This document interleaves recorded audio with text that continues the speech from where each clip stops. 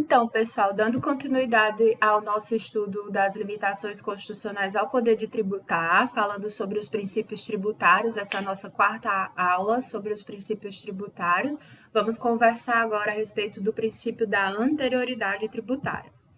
O princípio da anterioridade tributária ele já foi considerado cláusula pétrea pelo STF, certo? E esse princípio engloba dois princípios, tá? Engloba o primeiro princípio, que é o princípio da anterioridade do exercício, que também é chamado de princípio da anterioridade anual, da anterioridade comum ou da anterioridade geral.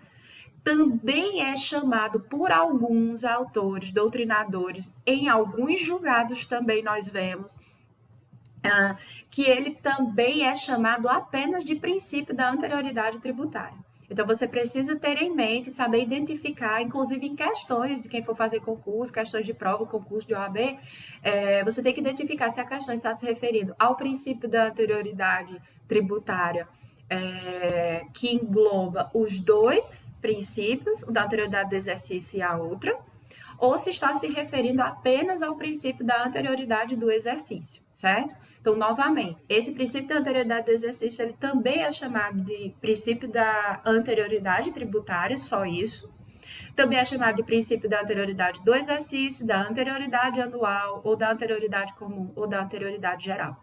Ele está previsto na Constituição, artigo 150, inciso 3, a linha B. E o outro princípio da anterioridade é o princípio da anterioridade nonagesimal, também é chamado de princípio da anterioridade privilegiada ou princípio da anterioridade qualificada, certo? Que está previsto na Constituição Federal também no artigo 150, inciso 3, só que está na linha C. Esses princípios, pessoal, eles vêm para responder quando devo pagar o tributo. Quando é que pagarei o tributo? Eles buscam evitar a surpresa ao contribuinte. E quando eu digo surpresa, eu estou me referindo a uma surpresa ruim para o contribuinte, não para evitar uma surpresa boa, tá? Como assim, professora? Me dá um exemplo.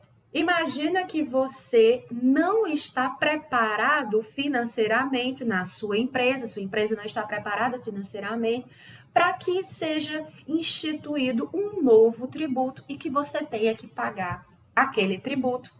Imagina se você de um dia para o outro vem uma lei prevendo a criação de um determinado tributo que você tenha que pagar no dia seguinte, na semana seguinte, enfim, sem que você tenha se organizado financeiramente para isso. Isso é uma surpresa boa ou uma surpresa ruim?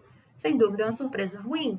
A mesma coisa pode se pensar também no caso de um tributo que seja majorado, se o valor do tributo é aumentado, tá? E o contribuinte de uma hora para outra tem que pagar com aquele novo valor a maior, né? Novo valor maior do que o que estava acostumado a pagar, do que o que se organizou financeiramente para pagar. Isso é uma surpresa boa ou surpresa ruim? Também é uma surpresa ruim. Agora, me diga se não é uma surpresa boa se você, na data de hoje, tenha que pagar um determinado tributo e veio uma lei e disse que é dispensado agora o seu dever de pagar o tributo. Traz, por exemplo, a isenção do tributo, a dispensa legal do dever de pagar o tributo. Isso seria uma surpresa boa ou ruim para você, contribuinte? Uma surpresa boa, né? Da mesma forma, quando o valor do tributo é reduzido. Isso também é uma surpresa boa para o contribuinte, né? Então, cuidado que aqui esse princípio da anterioridade tributária, ele busca evitar a surpresa ruim ao contribuinte. O que acontece?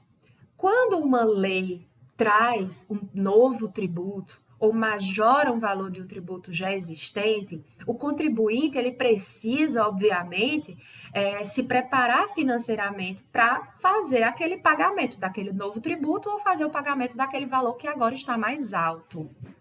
Por isso, existe esse princípio, para que a lei que instituir um novo tributo ou majorar um tributo já existente, ela tenha a sua eficácia diferida, postergada, adiada, tá? Então, um tributo, quando ele é criado via de regra, ele não é cobrado de um dia para o outro, né? Se a lei entra em vigor amanhã, eu teria, em tese, que pagar aquele tributo. Por existir o princípio da anterioridade tributária, né, tanto o princípio da anterioridade do exercício e da anterioridade nonagesimal, eu não tenho que pagar o tributo de um dia para o outro. Deve ser esperado um tempo para que o contribuinte se adapte àquela situação e aí possa pagar aquele novo tributo ou possa pagar o novo valor de um tributo que já existe. Então, a lei que prevê a criação ou a majoração de um tributo, ela vai ter a sua eficácia postergada, adiada, certo? Vamos começar estudando pelo princípio da anterioridade do exercício, que também é chamado de princípio da anterioridade anual, tá? Professora, é a mesma coisa do princípio da anualidade? Cuidado, pessoal, isso é muito usado até como pegadinha em concurso, etc. O princípio da anualidade não existe mais no nosso ordenamento jurídico, não se aplica ao nosso sistema tributário nacional há muitos anos, ok? Desde a Constituição de 1967. Nós temos hoje o princípio da anterioridade anual, ou também chamado anterioridade do exercício geral ou comum, tá?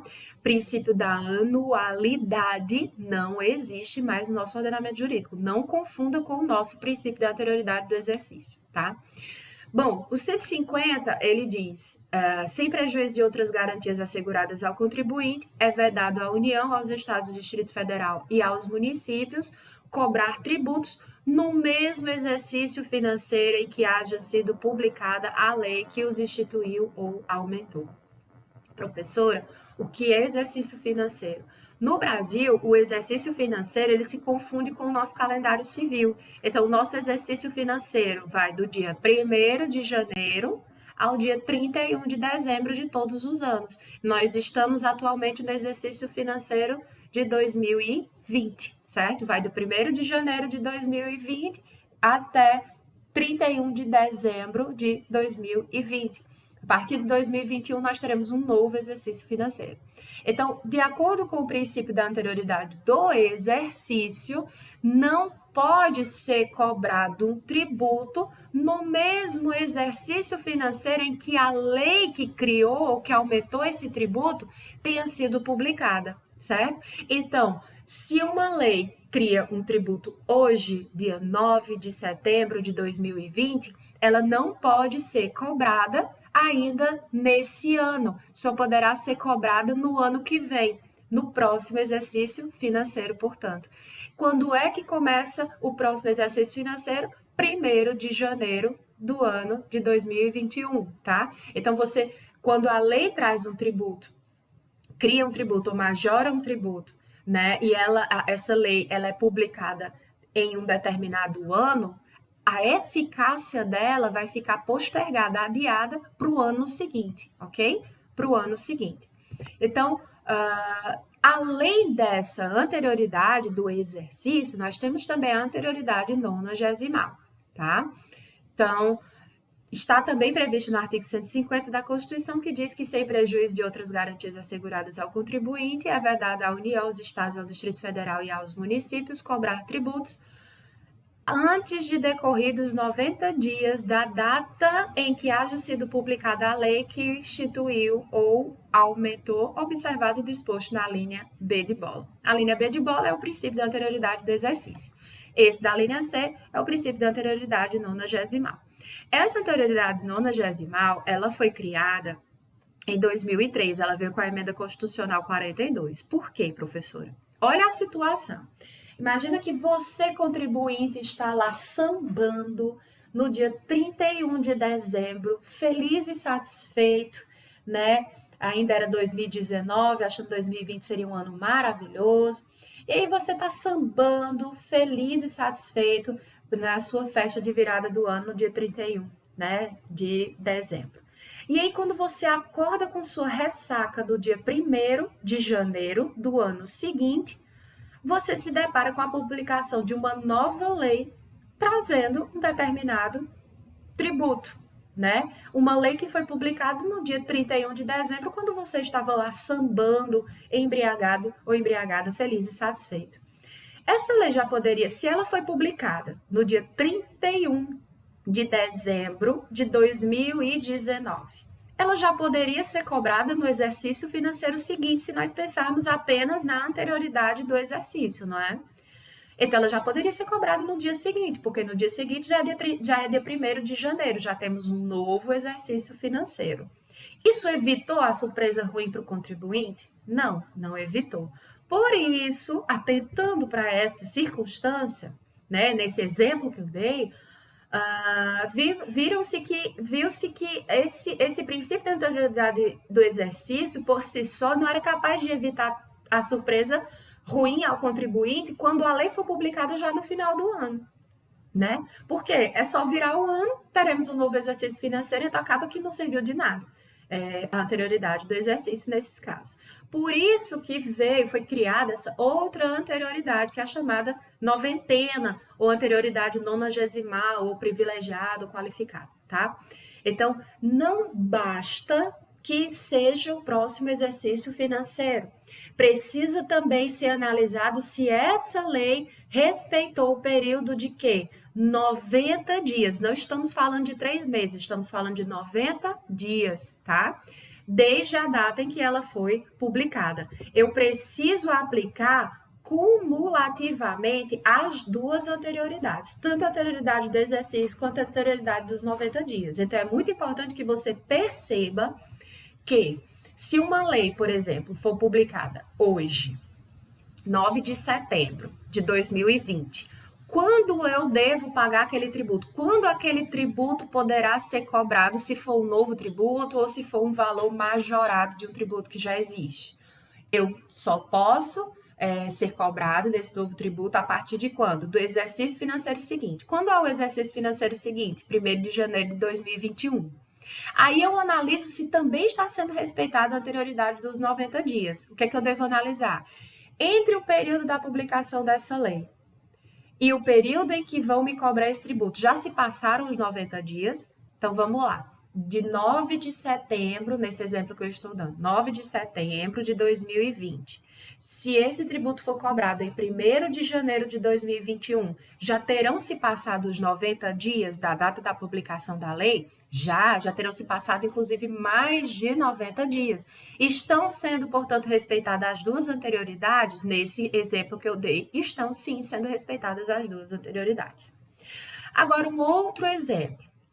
Imagina que um tributo, uma lei cria um novo tributo ou majora um tributo e essa lei é publicada no dia 12 de dezembro, tá? De 12 de dezembro de 2019, tá? 12 de dezembro de 2019.